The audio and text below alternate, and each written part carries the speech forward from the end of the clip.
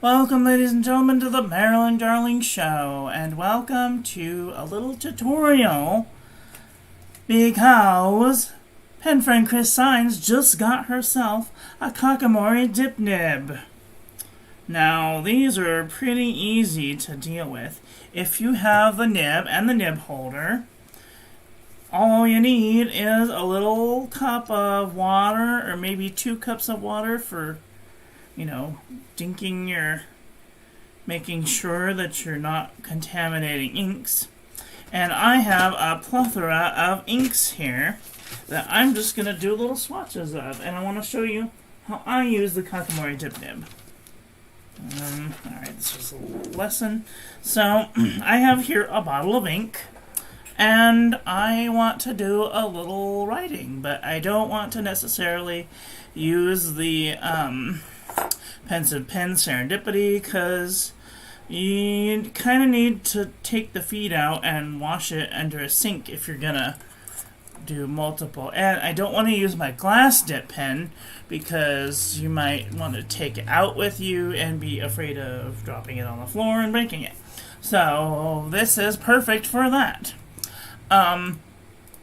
What you can do is you have your Kakimori Dip Nib, and let's just say that you want to use some bottled ink. You can take your bottle out, dip your nib in, and so when you have it pretty much like a normal writing pen, you can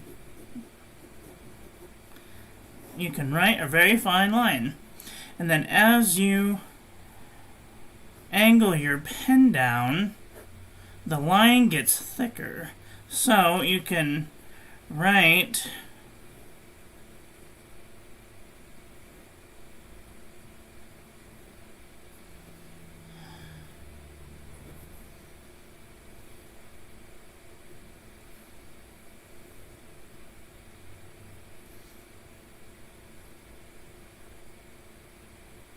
there's probably a more elegant way to do it, but you can get, hi Kathy, how are you doing today? Don't use mine much.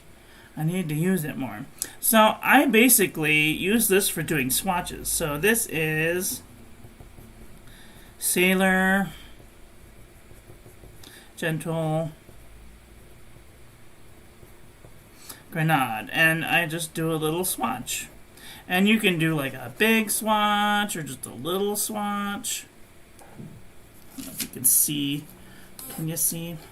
You can do a little line, a medium line, and then like a really thick line, and then a really, really thick line. So, just depends on your angle to the pen. I'm gonna get a new piece of paper so I can show you properly. Things are falling. Okay.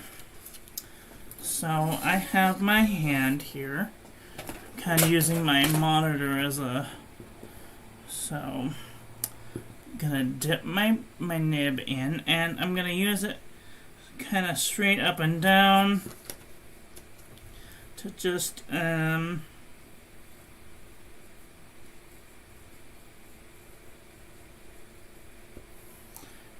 I'm gonna angle my pen a little down.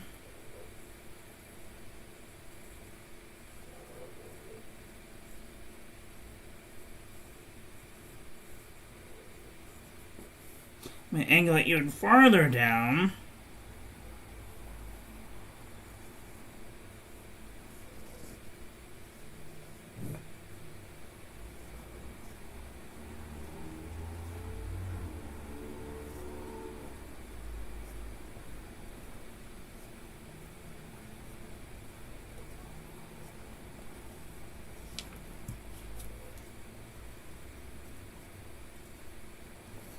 Alright, so, and then, in order to rinse it off, all you have to do is give it a couple little shakes. You can even bang it up against the glass, it's not going to hurt it. And then maybe use a second dunk in the clean water to make sure that you're not going to contaminate. And then you are pretty much ready to go to town with another ink. So Move that over. We're going to do whatever this one is. I'm not even looking at the label. I should probably look at the label. Pelican Garnet. So I'm going to just dip it in there. It's probably going to touch the sides. So you might want to have a little paper towel ready or napkin. So this is a pelican. You guys can't even see, sorry. Pelican Garnet. And then I'll do a little swatch, and then a bigger swatch, and then depending on how it has little grooves, and you gotta get the paper to sit right on one of those little grooves in order to get it to be super thick. And also you gotta kind of make sure it's full up on ink so you can get a really thick line. Okay. And then I'm gonna dunk it in the water, swishy swishy, make sure it's nice and clean, wipe it off, and I'm on to the next one. This one is Birmingham Wisteria.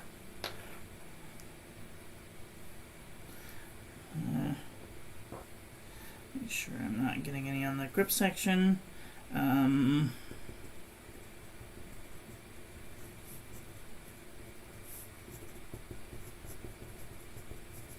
It writes a really nice fine line, but once you angle it down, the line gets thicker and thicker and thicker and thickest. So, and it takes a lot of ink to make it do that nice huge swell. But you can get like nearly 3 millimeters if you angle it just right and you get the little groove to scratch on the paper. So, yeah, this Dip Nib is a lot of fun.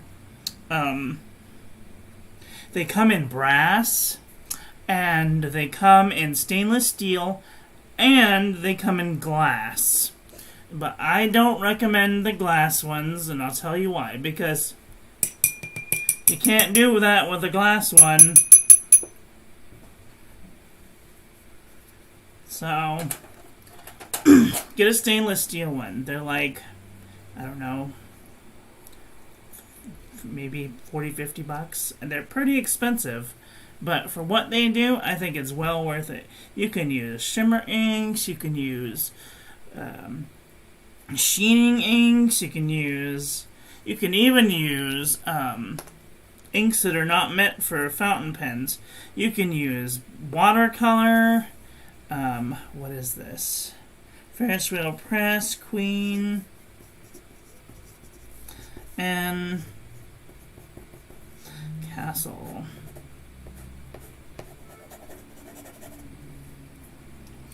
So, let's see. What are some inks that are not supposed to be? The only problem with using shimmer inks is you might get a little bit of shimmer in there, and you might want to scrape it out with a toothbrush, like just an old toothbrush, but I mean, it's pretty much ready to go. Let me see, what do I have? I have some, I have some Sumi ink here. Now, I am definitely going to have to take this over to the sink after I'm done using the Sumi ink. But you could dip this in Sumi ink.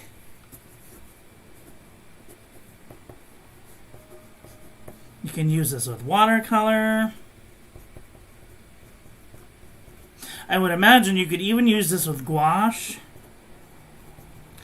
And acrylic. And you can even use this with bleach. I know, why would you want to use bleach?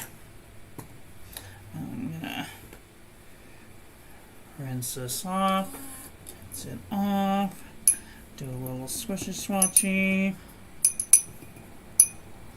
I'll make sure you get all of the Sumi off of there, and like, it's clean. Like, I don't have to worry if it's gonna get stuck in there. It's just probably one of the best dip nibs. Alright, so I am going to go and get a little thing of bleach. I will be right back. Actually, I could just... Yeah, I'm going to get a little thing of bleach.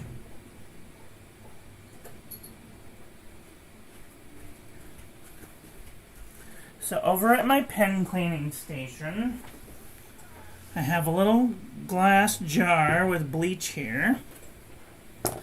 And we're going to use one of my paintings. Let's see, which is a good one to use. This one, I think. Okay. So let's say that you have a really dark ink and you want to make some postcards with it. You can make a postcard and say that you have a dark ink and you want to kind of lighten it up a little bit. You can take your bleach and you can dip your nib into the bleach, not quite up to the grip section, but you can dip it up to the bleach, make sure that it's not going to bloop off, and you can write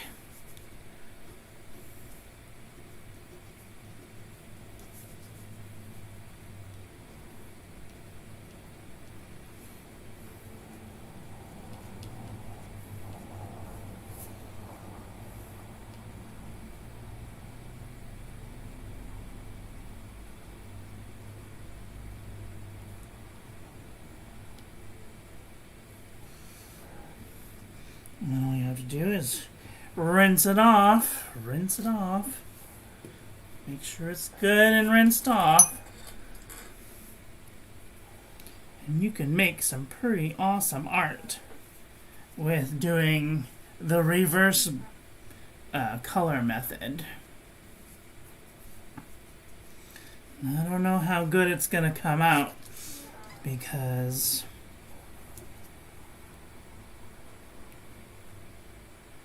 but you can kind of see it happening, and if you just leave it there, it will come out eventually. I put a little bloop there on accident. Oh, it's starting to come out.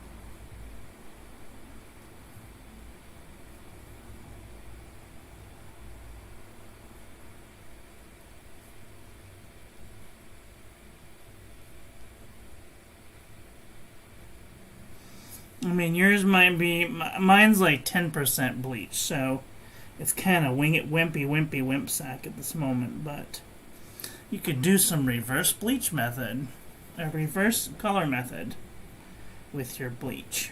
You don't have to be afraid if it's going to break the nib or not, or if it's going to malshape the feed, because it's all in one, and then when you're done, you just rinse it off in some water, and you're off to the races again, doing another ink.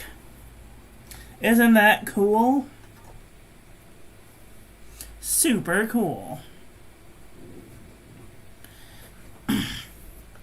Well, I think you guys get the idea. If you guys found this tutorial helpful, all you have to do is leave a little like,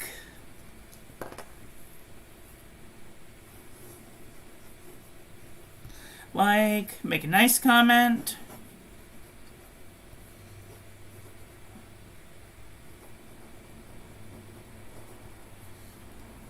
subscribe, Ring the little bell.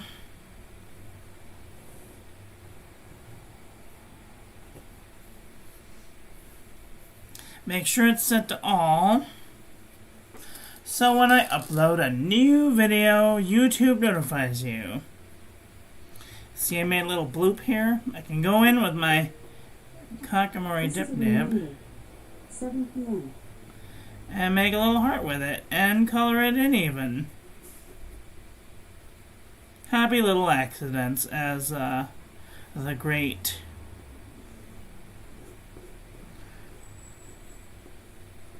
Paul Ross? No. Help me.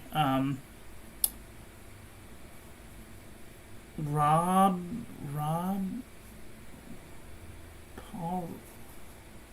Oh my god, I'm having a brain fart right now. Anyway.